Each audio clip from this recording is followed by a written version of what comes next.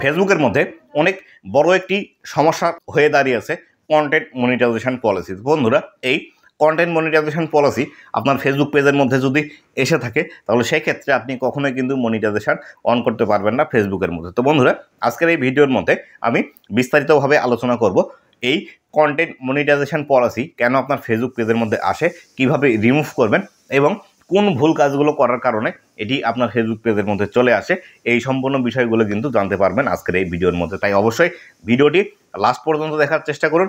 ভিডিওটি যদি লাস্ট পর্যন্ত আপনারা না দেখেন এবং আপনার পেজের মধ্যে যদি এই কন্টেন্ট মনিটাইজেশন পলিসি এসে থাকে তাহলে কিন্তু সারা জীবনেও আপনি এই ইস্যুটি রিমুভ করতে পারবেন না। পাশাপাশি আপনি যদি একদমই নতুন হয়ে থাকেন ফেসবুকের মধ্যে বা আপনার পেজের মধ্যে এখন পর্যন্ত এই ইস্যুটি আসেনি, কিন্তু আপনাদেরও কিন্তু এই ভিডিওটি অবশ্যই দেখা প্রয়োজন। কেননা ভবিষ্যতে এই কন্টেন্ট মনিটাইজেশন পলিসি আপনারা যে আসবে না এর কোনো কিন্তু গ্যারান্টি নেই। তাই আগে থেকে অবশ্যই কিন্তু আপনাকে সাবধানতা অবলম্বন করতে হবে। তো বন্ধুরা, ভিডিওটি খুবই ইনফরমেটিভ হতে চলেছে, অবশ্যই ভিডিওটি লাস্ট পর্যন্ত দেখুন। এবং আপনি যদি আমার ফেসবুক পেজের মধ্যে নতুন হয়ে থাকেন তাহলে অবশ্যই ফেসবুক পেজটি ফলো করে দেবেন। ইউটিউব চ্যানেল থেকে যদি ভিডিওটি দেখে থাকেন তাহলে অবশ্যই চ্যানেলটি সাবস্ক্রাইব করে পাশে আসে বেল নোটিফিকেশনটা অন করে দেবেন, যাতে করে ভবিষ্যতে আমি যখন ফেসবুকের আরও এই ইনফরমেটিভ বিষয়গুলো নিয়ে যখন ভিডিও আপলোড দেবো সাথে সাথে আপনি যেন আপডেট পেয়ে যান। তো বন্ধুরা, আপনি আপনার নিজের কন্টেন্টও যদি ফেসবুকের মধ্যে পাবলিশ করে থাকেন তাহলে সেই ক্ষেত্রে এই কন্টেন্ট মনিটাইজেশন পলিসি কিন্তু আপনার ফেসবুক পেজের মধ্যে চলে আসতে পারে। তাই অবশ্যই কিন্তু এই স্টেপগুলো অবশ্যই আপনাকে ফলো করতে হবে। ধরুন আপনি আপনার নিজের ভিডিও আপনি ফেসবুকের মধ্যে পাবলিশ করছেন, তারপরেও আপনার ফেসবুক পেজের মধ্যে এই কন্টেন্ট মনিটাইজেশন পলিসি ইস্যু চলে আসছে। তো বন্ধুরা, এই কন্টেন্ট মনিটাইজেশন পলিসি কী কারণে আসে অবশ্যই কিন্তু আপনাকে সেই বিষয়গুলো আগে জানতে হবে। এই কন্টেন্ট মনিটাইজেশন পলিসির যে বিষয়গুলো আছে এই বিষয়গুলো যদি আপনি না জেনে থাকেন এবং না জেনে যদি ফেসবুকের মধ্যে কাজ করেন তাহলে সেই ক্ষেত্রে এই কন্টেন্ট মনিটাইজেশন পলিসি আপনাকে সারা জীবন ভোগাতেই থাকবে এবং আপনি কিন্তু সারা জীবন এই সমস্যাটিতে ভুগতেই থাকবেন। তো বন্ধুরা, সর্বপ্রথম আপনার যে ভুলের কারণে কন্টেন্ট মনিটাইজেশন পলিসি আপনার ফেসবুক পেজের মধ্যে চলে আসে আপনার নিজের কন্টেন্ট হওয়া সত্ত্বেও, সেটি হলো আপনাকে অবশ্যই যে ভিডিওগুলো ফেসবুকের মধ্যে পাবলিশ করছেন সেই ভিডিওগুলোর একটি অথেন্টিক এবং নিজস্বতা টাইটেল সেই ভিডিওর মধ্যে রাখতে হবে। আপনি যদি একই টাইটেল বারবার বিভিন্ন ভিডিওতে ইউজ করেন সেই ক্ষেত্রে কিন্তু আপনার এই কন্টেন্ট মনিটাইজেশন পলিসি চলে আসবে। যেমন ধরুন আপনি একটি টাইটেল আপনার ভিডিওর জন্য লিখে সেটি আপনার নোটপ্যাডের মধ্যে সেভ করে রেখেছেন এবং যখন নতুন করে একটি ভিডিও ফেসবুকের মধ্যে পাবলিশ করছেন সেই ভিডিওর সাথে আপনি এই টাইটেলটি জুড়ে দিয়ে সেই ভিডিওটি আবার নতুন করে পাবলিশ করে দিচ্ছেন। সেই ক্ষেত্রে আপনার পেজের মধ্যে কন্টেন্ট মনিটাইজেশন পলিসি কিন্তু চলে আসবে। কেননা আপনি যখন একটি নতুন ভিডিও ফেসবুকের মধ্যে পাবলিশ করবেন অবশ্যই সেই ভিডিওটির টপিক বা সেই ভিডিওর মধ্যে আপনি এমন কোনো বিষয় বলেছেন সেই সম্পূর্ণ বিষয় কিন্তু আলাদা হবে আপনি আগের যে ভিডিওটি পাবলিশ করেছিলেন সেই ভিডিও থেকে। তাই অবশ্যই আপনাকে কিন্তু একটি নির্দিষ্ট ভিডিওর নির্দিষ্ট টাইটেল অ্যাড করে আপনার ভিডিওগুলো ফেসবুকের মধ্যে কিন্তু পাবলিশ করতে হবে। আপনি যদি সব ভিডিওর একই রকম টাইটেল দিয়ে ফেসবুকের মধ্যে পাবলিশ করেন সেক্ষেত্রে কিন্তু এটি ফেসবুকের পলিসি লঙ্ঘন করবে এবং আপনার কিন্তু কন্টেন্ট মনিটাইজেশন পলিসি আপনার ফেসবুক পেজের মধ্যে চলে আসবে। তাই অবশ্যই নির্দিষ্ট ভিডিওর জন্য নির্দিষ্ট টাইটেল রাখার চেষ্টা করুন।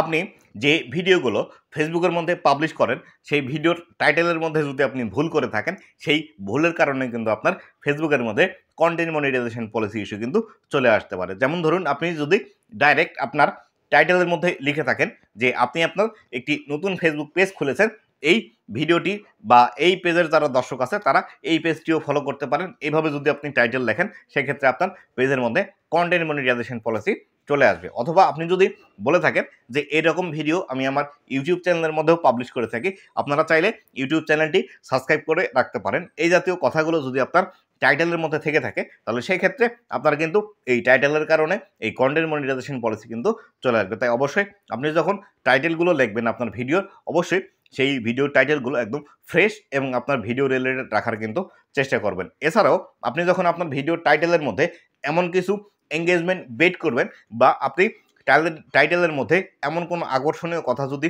আপনার এই টাইটেলের মধ্যে লিখে থাকেন তাহলে সেই ক্ষেত্রে কিন্তু আপনার এই টাইটেলের দ্বারা কন্টেন্ট মনিটাইজেশন পলিসি কিন্তু চলে আসবে। ধরুন আপনি আপনার টাইটেলের মধ্যে এমনভাবে কোনো একটি কথা লিখেছেন যে বিষয়টি আপনার ভিডিওর মধ্যে নেই বা আপনার ভিডিওর মধ্যে এই বিষয়টি নিয়ে কোনো কথাই নেই, কিন্তু আপনার ভিডিওটি আকর্ষণ বৃদ্ধি করার জন্য আপনি কিন্তু টাইটেলের মধ্যে এমন একটি ওয়ার্ড লিখেছেন যে ওয়ার্ডের কারণে কিন্তু আপনার এই কন্টেন্ট মনিটাইজেশন পলিসি কিন্তু ফেসবুক পেজের মধ্যে চলে আসবে। তাই অবশ্যই একদম স্ট্রেট ফরওয়ার্ড আপনার টাইটেলগুলো রাখার চেষ্টা করবেন। অথবা আপনার যদি টাইটেলের মধ্যে ডিরেক্ট কোনো ফোন নাম্বার বা হোয়াটসঅ্যাপ নাম্বার দিয়ে থাকেন তাহলে সেই ক্ষেত্রে কিন্তু আপনার এই ফেসবুক পেজের মধ্যে কন্টেন্ট মনিটাইজেশন পলিসি চলে আসবে।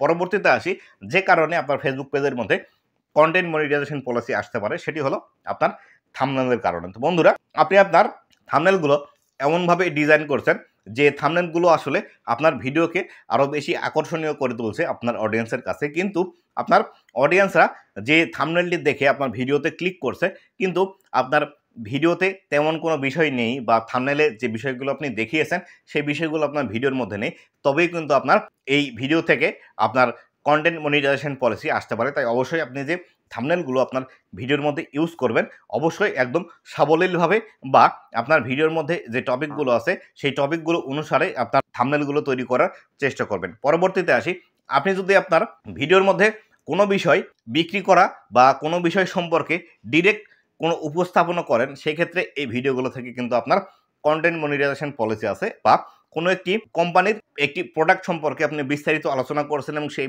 প্রোডাক্টটি বিক্রি করা হবে বা বিক্রি করা হবে বারবার, এমন কথা যদি আপনার ভিডিওর মধ্যে বলে থাকেন, সেই ক্ষেত্রে কিন্তু আপনার কন্টেন্ট মনিটাইজেশন পলিসি আপনার ফেসবুক পেজের মধ্যে চলে আসবে এবং এই ভিডিও থেকে আপনি আর কখনো কিন্তু ইনকাম জেনারেট করতে পারবেন না, যতক্ষণ না পর্যন্ত আপনার এই ভিডিওটি আপনার ফেসবুক থেকে ডিলিট করে দিচ্ছেন। পরবর্তীতে আসি, আপনি যদি আপনার পেজের মধ্যে কোনো ভিডিও আপলোড করলেন এবং সেই ভিডিওতে যদি কোনো প্রকার টাইটেল না দেন, সেই ক্ষেত্রে কিন্তু আপনার কন্টেন্ট মনিটাইজেশন পলিসি চলে আসবে। ধরুন আপনি একটি ভিডিও ফেসবুকের মধ্যে আপলোড করে দিলেন, সেই ভিডিওটিতে আসলে কি আছে বা আপনার ভিডিওটির বিষয়টি কি, সেই বিষয়টি যদি আপনি আপনার টাইটেলের মধ্যে অ্যাড না করেন, সেক্ষেত্রেও এই ভিডিওগুলো থেকে আপনার কিন্তু কন্টেন্ট মনিটাইজেশন পলিসি চলে আসতে পারে। তাই অবশ্যই আপনি যখন একটি ভিডিও ফেসবুকের মধ্যে পাবলিশ করতে যাবেন, সেই ভিডিওর মধ্যে একটি টাইটেল লেখার চেষ্টা করুন। সেক্ষেত্রে আপনি একটি ওয়ার্ড অথবা একটি কোনো শব্দও লিখে দিতে পারেন, অথবা একটি অক্ষর আপনি সেই ভিডিওর মধ্যে লিখে দিতে পারেন।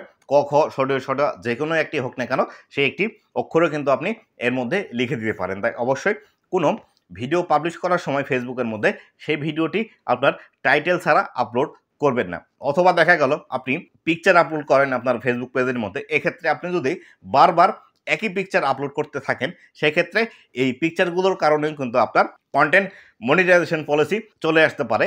পাশাপাশি দেখা গেল ফেসবুকের মধ্যে অলরেডি একটি পিকচার আছে বা অন্য কেউ একজন একটি পিকচার ফেসবুকের মধ্যে আপলোড করে রেখেছে, আপনার সেই পিকচারটি দেখে ভালো লাগলো বা সেই পিকচারটি অলরেডি ভাইরাল আছে, সেই ক্ষেত্রে আপনি সেই পিকচারটি যদি ডাউনলোড করেন অথবা স্ক্রিনশট দিয়ে নেন, সেই ক্ষেত্রে এই পিকচারটি পরবর্তীতে আপনি যদি আপনার ফেসবুক পেজের মধ্যে পাবলিশ করে দেন, সেই ক্ষেত্রে এই পিকচারটি থেকেও আপনার কিন্তু এই কন্টেন্ট মনিটাইজেশন পলিসি ভায়োলেশন কিন্তু চলে আসবে।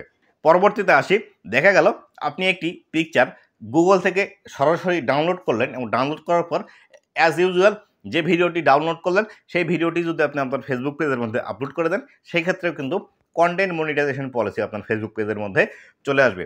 তাই আপনার যদি কোনো প্রকার পিকচার গুগল থেকে ডাউনলোড করার প্রয়োজন পড়ে বা সেই পিকচারটি আপনার ব্যবহার করার প্রয়োজন পড়ে, তাহলে অবশ্যই আপনাকে কিন্তু সেই পিকচারটি যেভাবে আপনি ডাউনলোড করলেন সেভাবেই সরাসরি ফেসবুকের মধ্যে আপলোড করে দিয়ে চলবে না। এক্ষেত্রে আপনাকে সেই পিকচারটি এডিট করতে হবে অথবা আপনার কোনো পিকচারের সাথে সেই পিকচারটি অ্যাড করে আপনি কিন্তু ফেসবুকের মধ্যে পাবলিশ করতে পারবেন।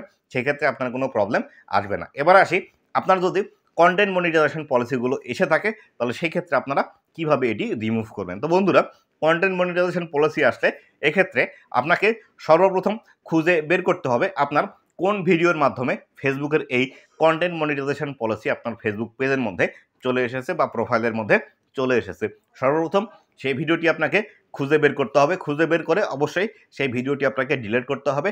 ডিলিট করার পর আপনাকে কমপক্ষে 7 দিন আপনার পেজের মধ্যে লাইভ করতে হবে, অবশ্যই আপনার ফেস দেখিয়ে এবং আপনার নিজের ভয়েস দিয়ে, এবং আপনি যদি পারেন আপনার এই লাইভ ভিডিওর লেন্থ যদি 30 মিনিটের উপর হয়, তাহলে সেই ক্ষেত্রে এই ভিডিওগুলো থেকে কিন্তু খুব দ্রুত রেসপন্স পাওয়া যায়। আমি কিন্তু আমার একটি ফেসবুক পেজের মধ্যে মাত্র 4টি লাইভ করার পর আমার ফেসবুক পেজ থেকে এই কন্টেন্ট মনিটাইজেশন পলিসিগুলো রিমুভ হয়েছিল।